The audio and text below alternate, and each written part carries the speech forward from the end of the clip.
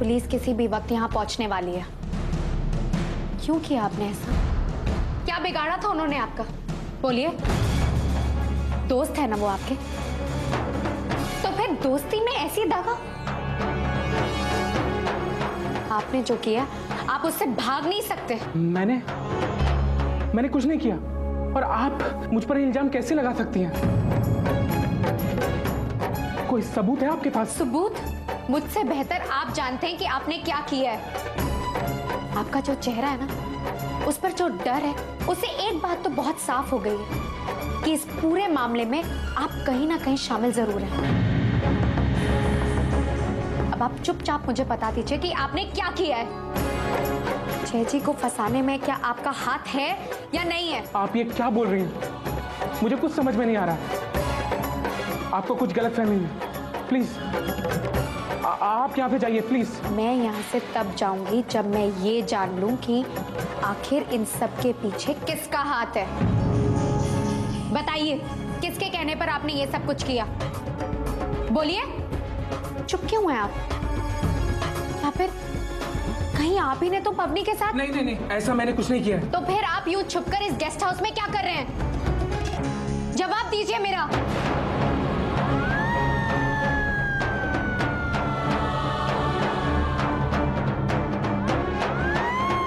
अब आपको कोई नहीं बचा सकता, तो भलाई इसी में है कि आप अपना गुनाह कबूल कर लें। बोलिए, किसका हाथ है इन सब के पीछे? बोलिए, किसके कहने पे आपने ये सब कुछ किया? जवाब दीजिए हरीश, जवाब दीजिए। हरीश बोलो, वरना पुलिस को अपना सच उगलवाना अच्छी तरह आता है। बोलो हरीश।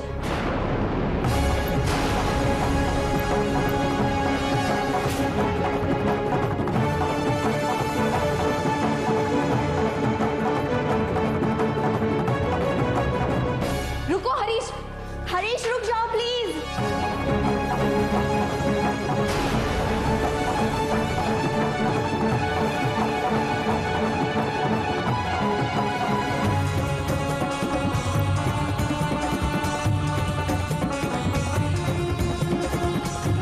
भैया वो हरीश। चलो गाड़ी में बैठो, गाड़ी में बैठो। शंभू चलो।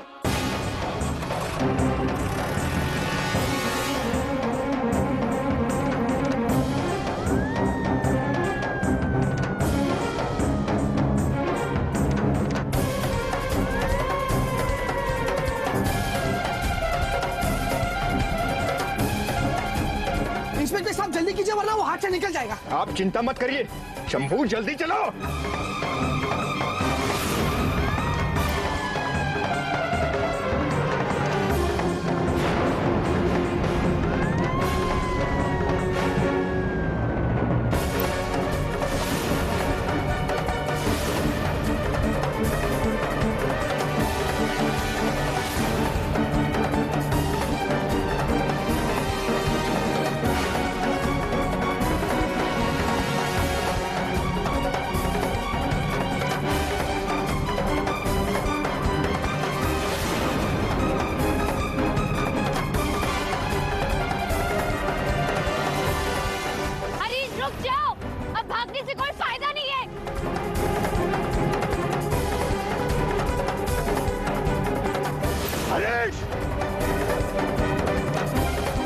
हरीश रुक जाओ वरना मजबूरन मुझे गोली चलानी पड़ेगी।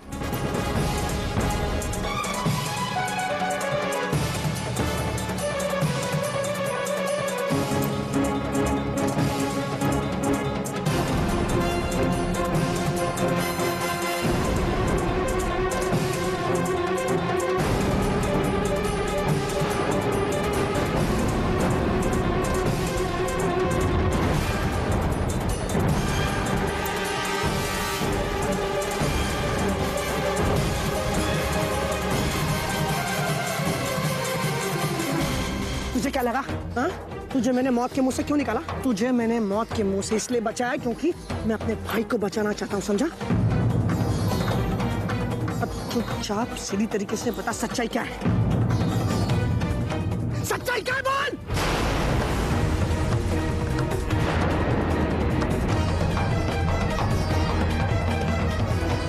भाभी प्लीज मुझे माफ कर दीजिए, मैंने कुछ नहीं किया। मेरा विश्वास कीजिए, मैं बेकसूर हूँ भाभी, प्लीज। अच्छा, तूने कुछ नहीं किया? हाँ? तो भाग क्यों रहा था? हाँ? चल थाने, डंडे पड़ेंगे ना तो तोते की तरह बोलेगा। चल।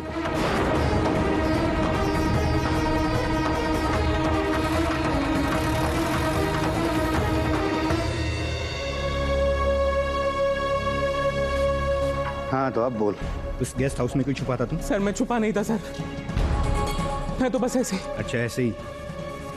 तो आप वहां पिकनिक मनाने गए होंगे? हाँ, सीधे से बता दे, तूने जय को क्यों फंसाया? बोल, वरना लगता है तू ऐसे नहीं मानेगा। है? बोल। सर मुझे छोड़ दो सर, मैंने कुछ नहीं किया सर, मेरा विश्वास कीजिए सर, मैं सच बोल रहा हूँ सर। बहुत मोटी चर्बी है तेरी। लेकिन मैं भी बहुत मोटी बुद्धि का हूँ।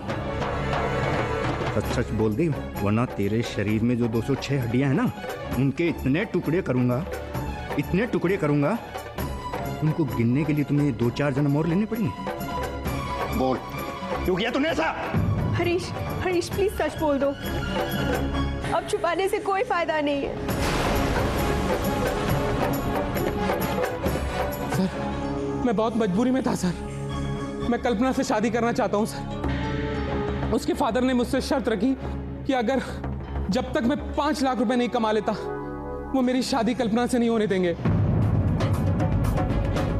तो सर मैं अगर 1 साल भी मेहनत से पैसे कमाता तो भी मैं 5 लाख रुपए नहीं जोड़ पाता, और वो कल्पना की शादी किसी और से करवा देते सर। मैं बहुत टेंशन में था सर, मुझे कुछ समझ में नहीं आ रहा था। तभी अचानक मुझे एक अनजान नंबर से फोन आया सर, और उसने मुझे एक काम करने को बोला, और उस काम के बदले उसने 6 लाख रुपए देने को कहा। लेकिन सर जब उसने वो काम बोला तो सुनकर तो मैं चौंक गया सर। ऐसा क्या कहा उसने? बोल। सर उसने मुझे जय की कोल्ड ड्रिंक में शराब मिलाने को बोला था सर।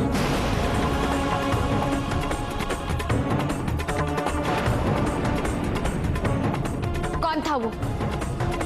किसने दिए तुम्हें वो पैसे? बोलो हरीश बोलो।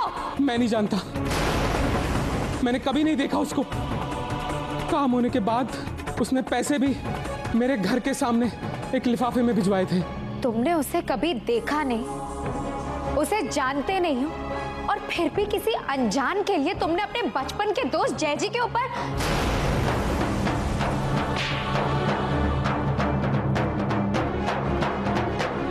अबे अब मुंह खोल ही दिया है तो पूरा सच भी बोलना। बोल। अभी मैं कल्पना की कसम खा के कहता हूं, मैंने सच बोल रहा हूं, मेरा विश्वास कीजिए, मैंने कुछ नहीं किया। प्लीज भाभी प्लीज। इसे जाने दीजिए इंस्पेक्टर, ये सच बोल रहा है। ये कल्पना की झूठी कसम नहीं खा सकता। जिसे हम प्यार करते हैं उसे खोना कितना डरावना होता है, मुझसे बेहतर कोई नहीं जानता।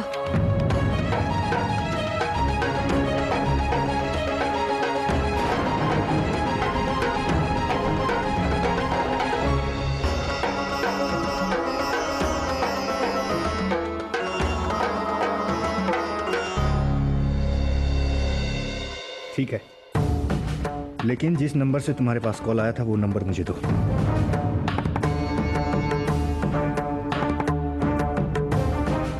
सर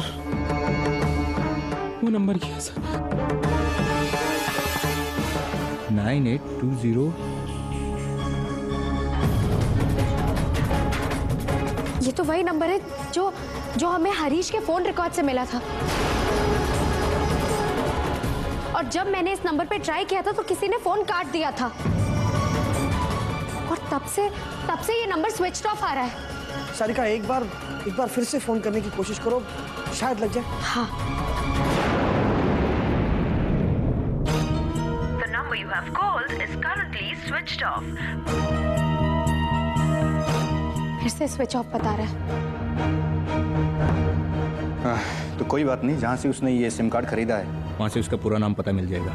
चिंता करने की कोई बात नहीं। उसको लेके जाओ।